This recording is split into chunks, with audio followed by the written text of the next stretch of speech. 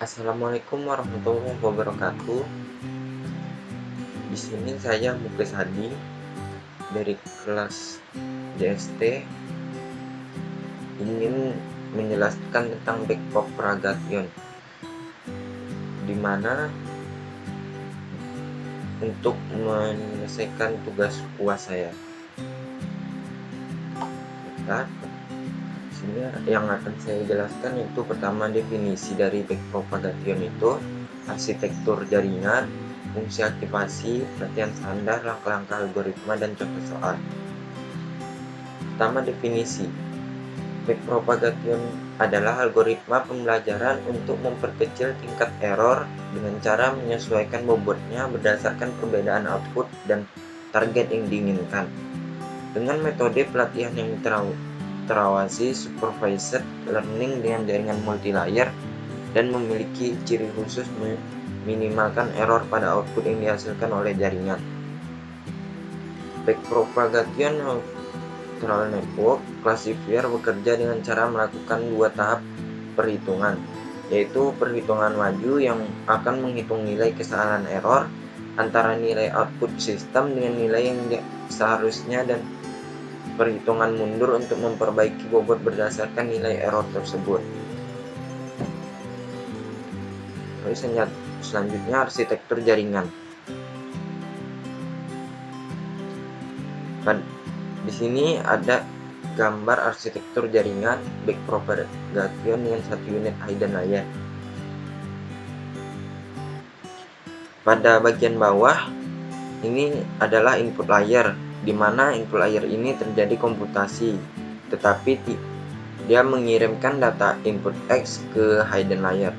Lalu yang di tengah dan atas ini ada namanya hidden layer dan output layer, yang dimana di sini terjadi komputasi. Selanjutnya yaitu fungsi aktivasi. Dalam backpropagation, fungsi yang dipakai harus memiliki syarat. Yang pertama, continue, terdiferensial dengan mudah, fungsi yang tidak turun. Maka dari ketiga syarat tersebut, fungsi aktivasi yang sering digunakan yaitu fungsi sigmoid binar dan sigmoid bipolar, yang dimana sigmoid binar ini memiliki rentang nilai 0 sampai 1 dan sigmoid bipolar ini memiliki rentang min 1 sampai 1. Selanjutnya itu pelatihan standar. Pertama ada fase pertama yaitu propagasi maju, dimulainya menghitung pola masukan hingga keluaran menggunakan fungsi aktivasi yang ditentukan. Terus selanjutnya ada yang fase kedua yaitu propagasi mundur, menghitung selisih antara keluaran jaringan dengan target yang diinginkan merupakan kesalahan yang terjadi. Kesalahan tersebut dipropagasikan mundur dimulai dari garis yang berhubungan langsung dengan unit-unit di layar keluaran. Yang ketiga, fase ketiga yaitu perubahan bobot, modifikasi bobot untuk penurunan kesalahan yang terjadi. Selanjutnya itu langkah-langkah algoritma. Yang harus dilakukan pertama yaitu inisialisasi sebuah bobot dengan bilangan acak kecil. Lalu langkah pertamanya, jika kondisi penghentian belum terpenuhi, lakukan langkah 2-9. Langkah kedua, untuk setiap pasang data pelatihan, lakukan langkah 3-8. Lalu memasuki fase pertama, propagasi maju. Melakukan langkah ketiga, tiap unit masukkan menerima sinyal dan meneruskan ke unit tersembunyi di atasnya, hidden layer di atasnya. Lalu langkah keempat, hitung semua keluaran di unit tersebut tersembunyi dari ZY, yang dimana J-nya itu adalah antara 1, 2, 3 sampai P. Lalu ada perumusnya yaitu ZNet J sama dengan VJ0 tambah sigma P untuk I sama dengan 1 WKJ, dan ZI sama dengan F ZNet J sama dengan 1/1 tambah elemen pangkat min Z net. Lalu ada pun langkah kelima, hitung semua keluaran jaringan di unit YK, di mana K itu adalah 1 sampai M. Nah, rumusnya pun yaitu Y net J sama dengan V I0 tambah sigma P untuk I sama dengan 1 ZJ WKJ. Lalu ada Y J sama dengan F kali Y net J sama dengan 1/1 tambah elemen pangkat min Y net. Lalu memasuki fase kedua, propagasi mundur, melakukan langkah ke-6. Hitung faktor delta unit keluaran berdasarkan kesalahan di setiap unit keluaran YK. K ini rentang nilai 1 sampai M. Lalu rumusnya pun yaitu delta K sama dengan TK dikurang YT. F aksen Y net K sama dengan TK dikurang YK kali YK kali dalam kurung 1 kurang YK. Lalu hitung suku perubahan bobot WKJ dengan laju percepatan alfa.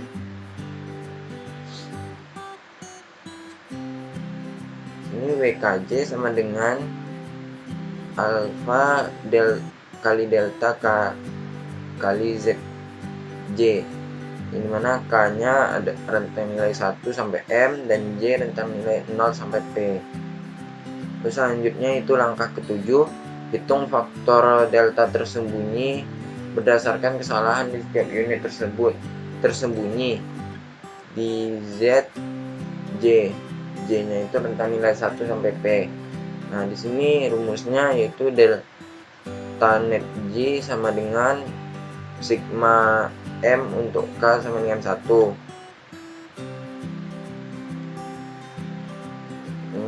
Delta K kali WKJ. Lalu hitung faktor delta unit tersembunyi dengan rumus delta J sama dengan delta net J F aksen dalam kurung Z net J sama dengan delta net J kali ZJ kali 1 dikurang ZJ. Lalu hitung suku perubahan bobot VJI yang akan dipakai untuk merubah bobot VJI, dimana rumusnya itu alfa kali delta J kali XI, dimana J nya itu rentang nilai 1 sampai P dan I nya itu rentang nilai 0 sampai N. Lalu masuk ke fase ketiga, perubahan bobot. Pada langkah ke-8 yaitu hitung semua perubahan bobot. Perubahan bobot garis menuju ke unit keluaran dengan rumus WKJ baru sama dengan WKJ lama ditambah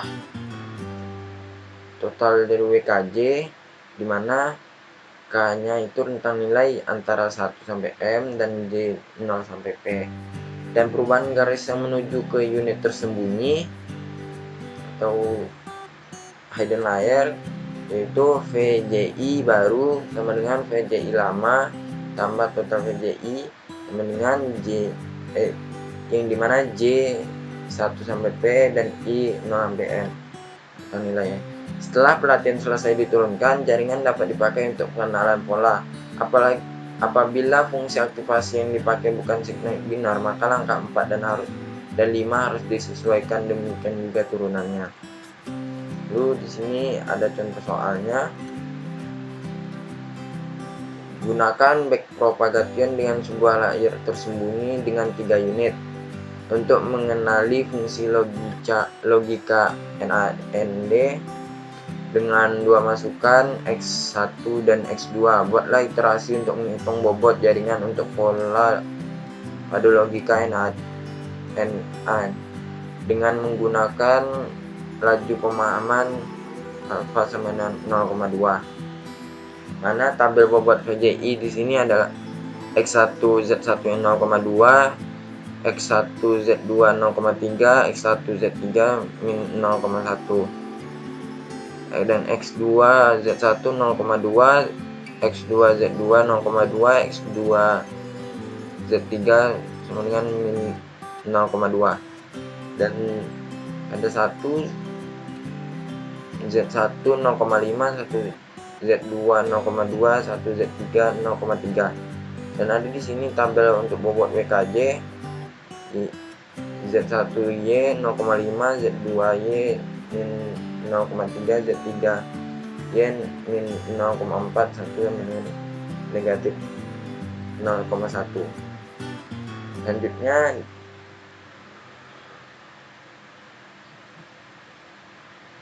sini arsitektur backpropagation dengan satu layar tersembunyi yang terdiri dari 3 unit untuk mengenali fungsi NAD. Pertama ada input layer,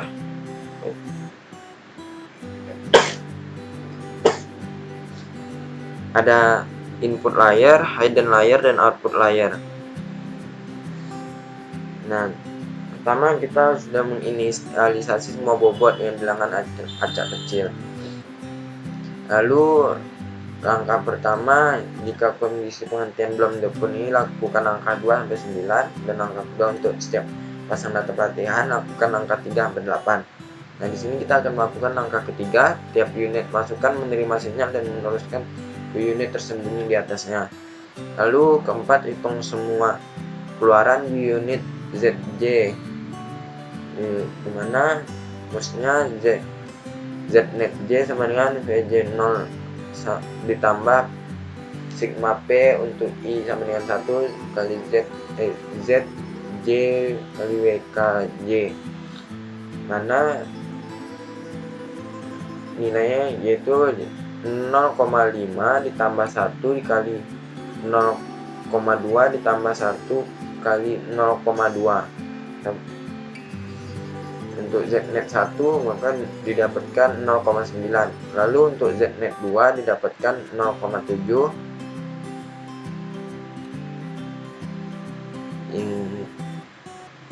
Dan Znet 2 dijumlahkan lagi 0,3 ditambah 1 kali negatif 0,2 ditambah 1 kali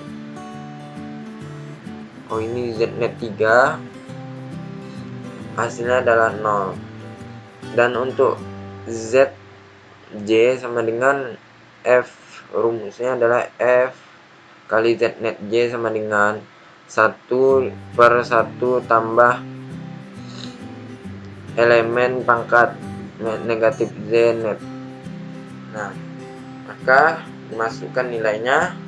Untuk Z1 didapatkan 0,7109, untuk Z2 didapatkan 0,6689, dan Z3 didapatkan 0,5.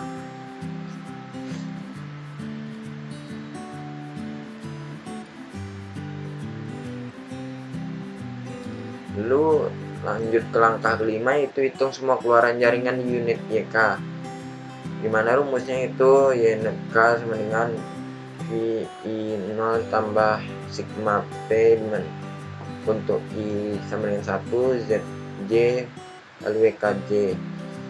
Nah, masukkan nilainya yaitu 0,1 ditambah 0,9 dikali 0,5 ditambah 0,66 dikali negatif 0,3 ditambah 0,5 kali 0,4, maka hasil yang didapatkan yaitu negatif 0,145.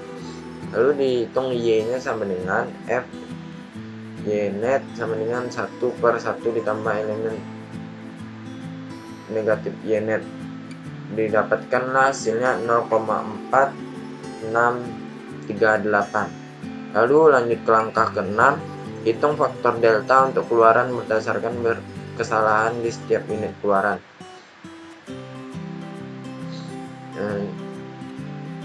Lalu kita masukkan nilainya dengan sesuai rumusnya, maka ketika dimasukkan nilai 0 dikurang 0,4638 dikali 0,4638 dikali dalam kurung 1 dikurang 0 kali 4638, maka hasil yang didapatkan yaitu negatif 0,1153. Lalu hitung suku perubahan bobot WKJ dengan laju percepatan A. WK dengan rumus WKJ sama dengan alfa kali beta K dan ZJ. Lalu didapatkanlah untuk W10 negatif 0,0231, untuk W12 negatif 0,0164, untuk W13 negatif 0,0154, dan untuk W14 didapatkan negatif 0,0115. Selanjutnya langkah ke-7, hitung faktor delta unit tersembunyi berdasarkan kesalahan di setiap unit tersembunyi ZJ.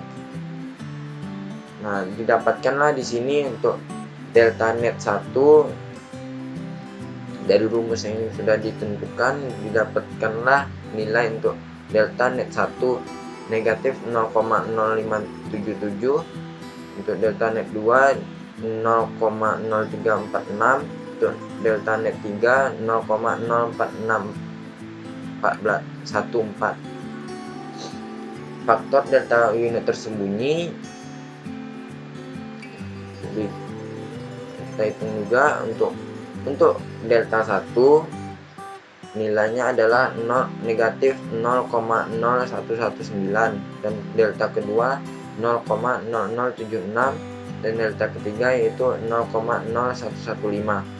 Setelah itu hitung suku perubahan bobot VJI yang akan dipakai untuk merubah bobot VJI kali